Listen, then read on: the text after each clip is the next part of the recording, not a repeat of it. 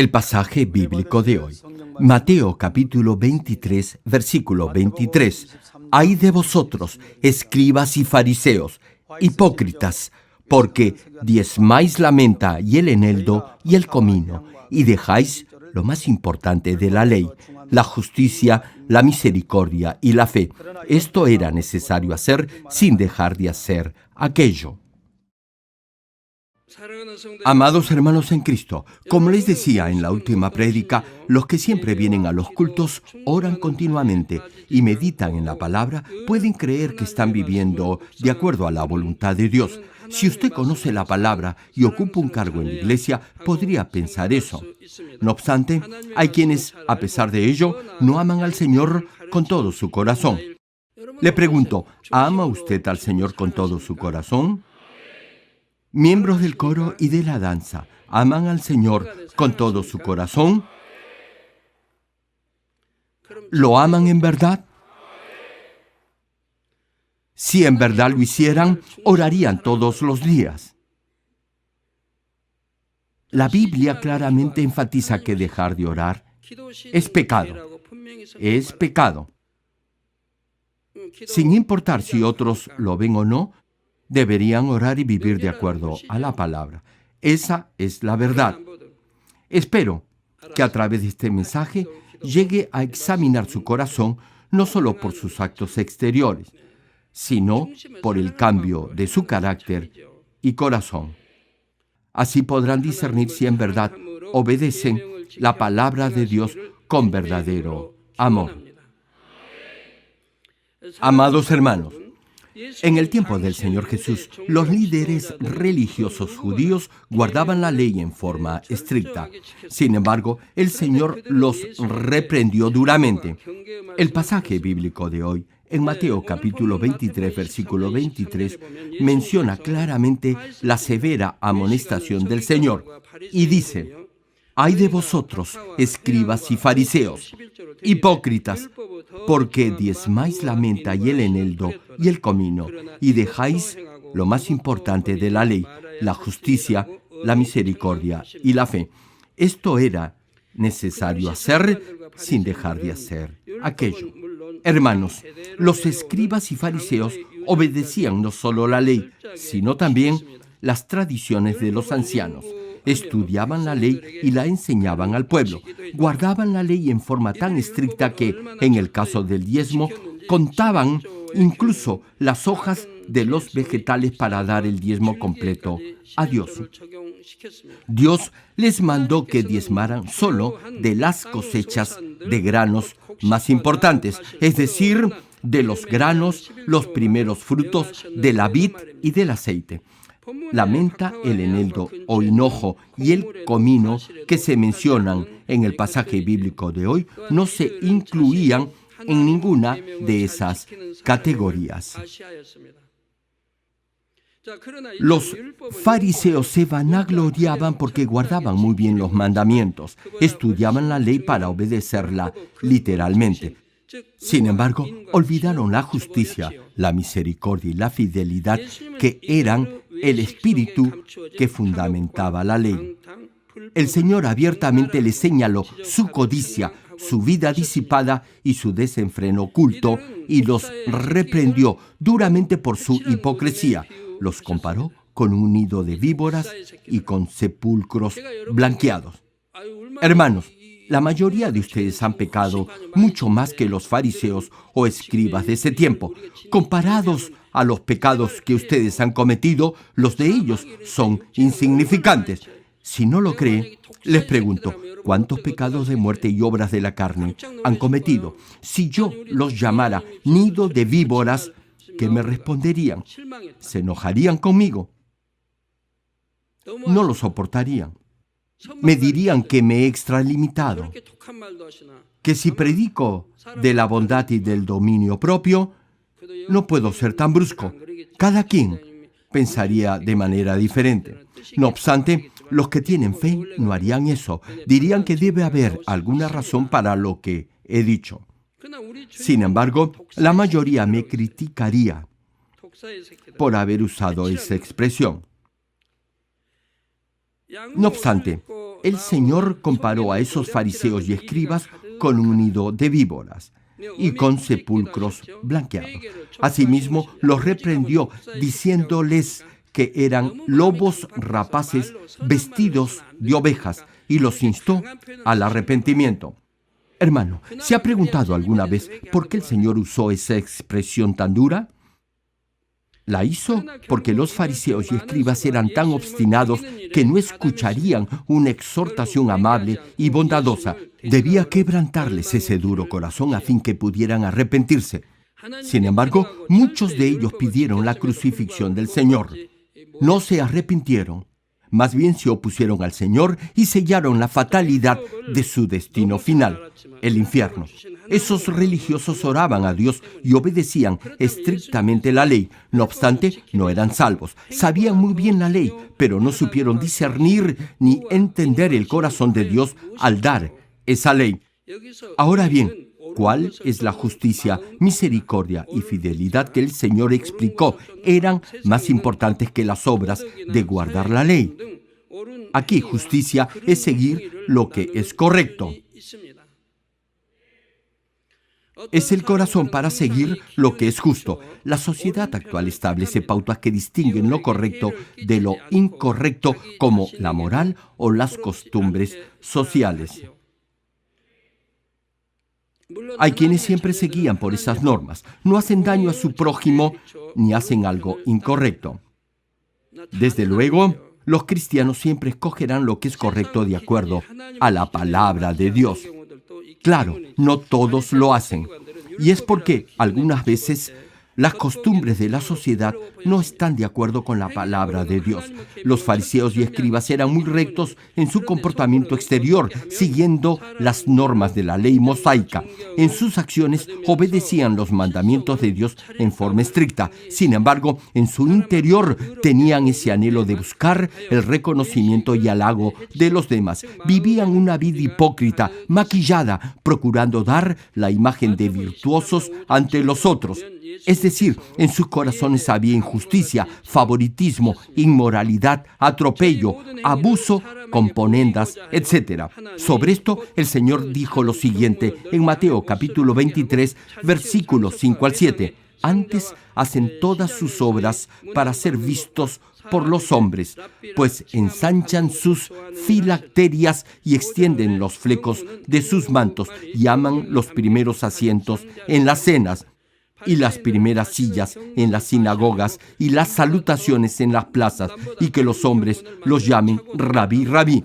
Las filacterias son unas pequeñas envolturas o cajitas de cuero que llevan los judíos donde se guardan pasajes de las Escrituras. Los fariseos se hacían grandes filacterias y las llevaban consigo para presumir de su supuesta bondad y generosidad. Es como si hoy en día se llevara una Biblia inmensa bajo el brazo para aparentar ante los demás. Además, cuando ayunaban, demudaban o transformaban sus rostros para mostrar a los demás que estaban ayunando. Exteriormente daban la impresión que meditaban en la palabra de Dios, oraban y ayunaban. No obstante, en sus corazones no había justicia, que viene a ser el deseo o la voluntad de hacer lo que es correcto. Una pregunta: ¿cómo se comporta usted diariamente? ¿Vive por la palabra de Dios? Le pido que se examine a ver si en verdad está obedeciendo la palabra o si, tal vez, sin darse cuenta, aparenta vivir una vida recta de fe ante los demás. Por ejemplo, en la iglesia es siempre gentil, amable y dócil. Sin embargo, cuando llega a casa se transforma en un ogro. O usted, hermana, que siempre se ofrece como voluntaria para limpiar la iglesia, pero en su casa no levanta ni medio dedo para recoger un papel. Ustedes han escuchado prédicas sobre la bondad, el amor espiritual, los frutos del Espíritu Santo e incluso toman notas y hacen resúmenes de los mensajes. No obstante, no los ponen en práctica en su vida diaria. No transmiten paz, más bien buscan siempre su propia conveniencia. Hermano, discutir en iglesia es algo que no se debe ni se puede tolerar ni admitir. He venido enfatizando esto desde la apertura de la iglesia. En los primeros años, una mujer, amiga de mi esposa, discutió fuertemente en el patio de la iglesia. Poco después, Satanás comenzó a tocar su vida. pude discernir en el Espíritu que Dios no había perdonado esa acción. Tenga cuidado, hermano. Discutir en la iglesia es como escupirle el rostro a Dios. ¿O usted cree que eso puede ser perdonado tan fácilmente? Deberá asumir las consecuencias de esa falta. Le sobrevendrán pruebas y problemas. Si no sabe esto, no sabrá que ha hecho algo grave, ni tampoco sabrá por qué está enfrentando esas dificultades. Por eso lo estoy previniendo. Por favor, nunca discutan en la iglesia. Si otra persona le busca la sinrazón, por favor, esfuércese por reprimir todo mal sentimiento y tan solo sonría. Así no habrá discusión. Hermano, se necesitan dos personas para discutir. Ahora bien, si alguien que ocupa un cargo en la iglesia discute dentro del santuario, eso ya será el colmo. Más aún, si ya tiene tiempo en la congregación.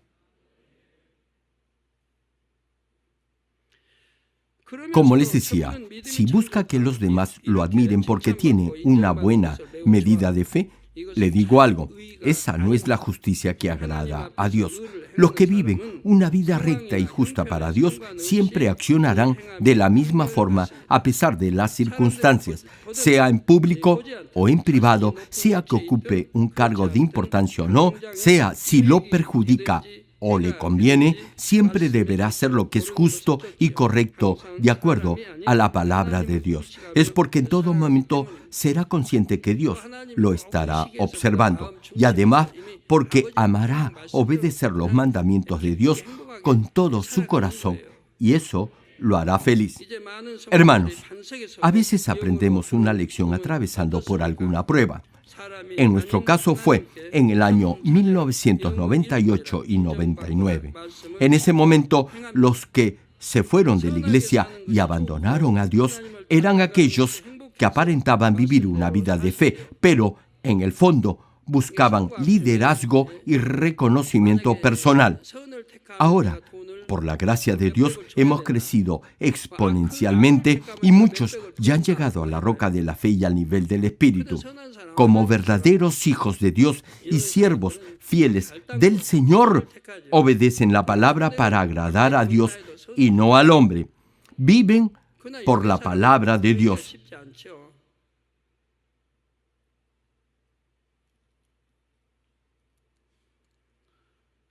Y desean vivir una vida de fe y anhelan reflejar el carácter del Señor. Imagine que por hacer algo bueno tiene que pagar $10,000 y por hacer algo malo le pagan esa misma cantidad. Alguien que ha llegado al nivel del Espíritu elegirá siempre hacer lo bueno, a pesar que eso le represente una gran pérdida material o monetaria. Sin embargo, para alguien carnal no le será fácil la elección. Si ha llegado a un buen nivel de fe, seguirá siempre lo que es recto y justo. Se sentirá feliz, dichoso viviendo por la palabra de Dios. Espero que lleguen a cultivar esta clase de justicia en sus corazones y vivan una correcta vida de fe. Amados hermanos, lo siguiente es la misericordia. Este término hace referencia a la compasión, comprensión y generosidad. Únicamente si tiene amor y bondad en su corazón, obedecerá los mandamientos de Dios de la forma que agrada a Dios. Primero, deberá amar a Dios. Por ejemplo, cuando da el diezmo y sus ofrendas, si no ama a Dios, lo hará solo por un sentido del deber. Eso hará que diezmar sea una carga para usted y no una alegría, o lo hará en forma hipócrita, es decir, no de corazón, tal como lo hacían los fariseos. El verdadero diezmo es el que se da con amor, con todo su corazón y con agradecimiento a Dios por haberlo provisto de ingresos. Así obedecerá verdaderamente el mandamiento de diezmar. El Señor se lamentó porque los escribas y fariseos no tenían ese amor. Además, para guardar los mandamientos en forma perfecta, deberá amar a su prójimo, así como ama a Dios. En el capítulo 8 del Evangelio de Juan, los escribas y fariseos trajeron al Señor a una mujer acusándola de adulterio. Juan capítulo 8, versículo 4 y 5 menciona: le dijeron, Maestro, esta mujer ha sido sorprendida en el acto mismo de adulterio. Y en la ley nos mandó Moisés apedrear a tales mujeres. Tú, pues, ¿qué dices? Por cierto, dado que el Señor enseñaba a obedecer los mandamientos y a vivir por la palabra de Dios, debería haber respondido que se debía lapidar a la mujer conforme lo estipulaba la ley. La realidad es que le querían tender una trampa al Señor. Repito, de acuerdo a la ley del Antiguo Testamento, se debía apedrear a la mujer hasta la muerte. En ese tiempo, como actualmente en el Nuevo Testamento, el adulterio también es un pecado de muerte. Sin embargo, la intención oculta en el corazón taimado y astuto de esos religiosos era poner a prueba al Señor a fin que pronunciara la condena de muerte para la mujer. Los fariseos y escribas no tenían el mínimo signo o indicio de misericordia ni de compasión por los pecadores. Pregunto, ¿usted cree que agradará a Dios si obedece sus mandamientos con esta clase de corazón? ¿Qué es lo que hizo el Señor Jesús? No se olvide que la mujer recién había conocido al Señor. La habían sorprendido en adulterio y la habían traído ante Jesús. Si el Señor decía que la lapidaran o no, en ambos casos estaría violando la ley de Dios. No obstante, el caso de esta mujer es único. Ella ni sabía que estaba cometiendo un pecado de muerte. Repito, nunca antes había visto al Señor. Por eso, si se arrepentía y dejaba de pecar, como lo hizo, podía ser perdonada. Ahora bien, ¿qué le dijo el Señor al perdonarla? Le dijo, no peques más. Se lo recalcó. El Señor le dijo que dejara de pecar, que no volviera a cometer adulterio. De lo contrario, moriría, es decir, no sería salva. Ese fue el mensaje del Señor a la mujer. Antes, ella no había conocido al Señor ni sabía la verdad. Sin embargo, ahora ya había tenido este encuentro personal con el Salvador. Por eso, ya no debía cometer ese pecado de adulterio nunca más. Ven, hermanos, el perdón incondicional sin arrepentimiento total y completo no es correcto. Lo dice la Biblia. La palabra claramente detalla el caso de los que, al pecar voluntariamente, crucifican una y otra vez al Señor. Hermano,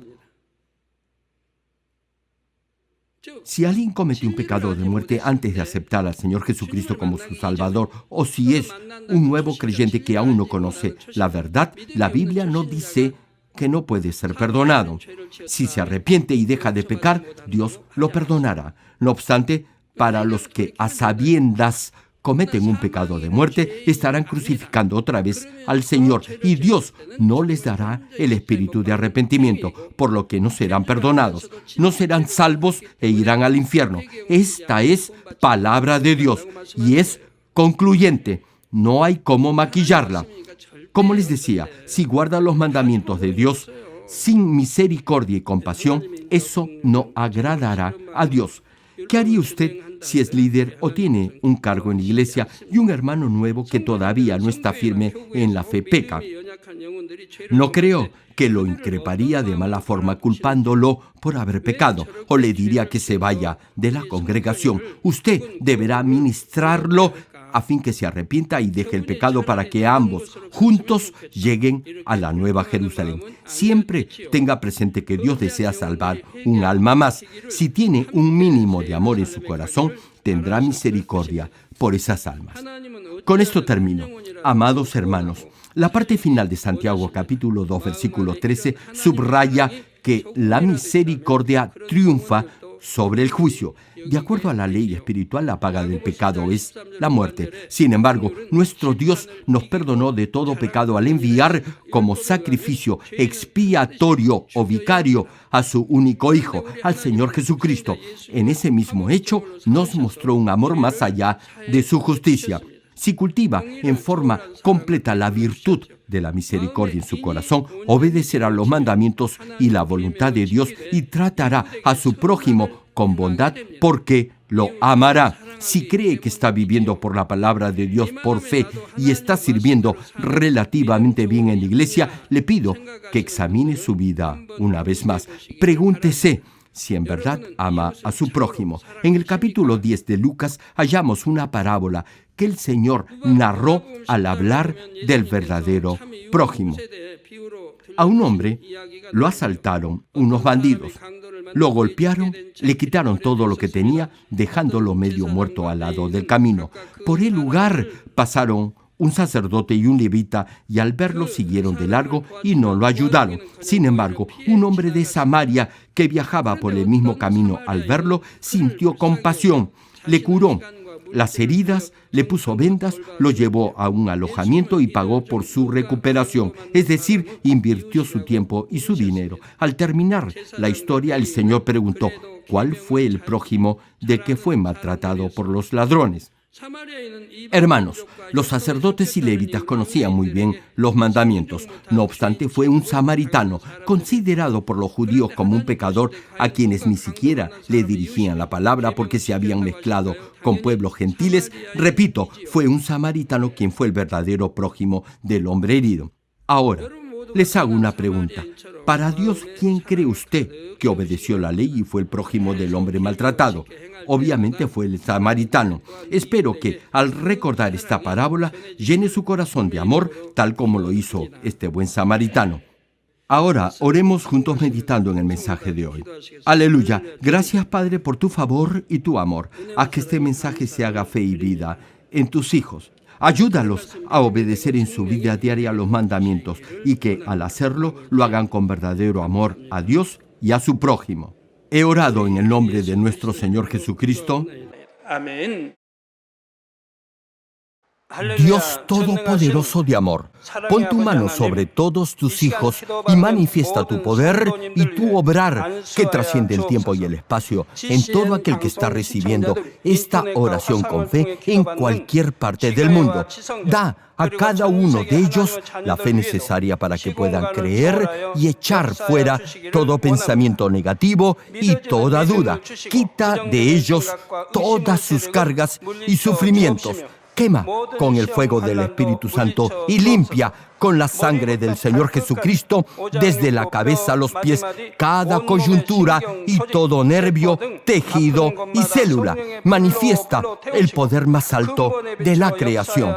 En el nombre de Jesucristo ordeno al diablo y a Satanás, a toda enfermedad, virus y bacteria, fuera. Toda enfermedad contagiosa, incurable, dolencia crónica, resfriado y fiebre, fuera.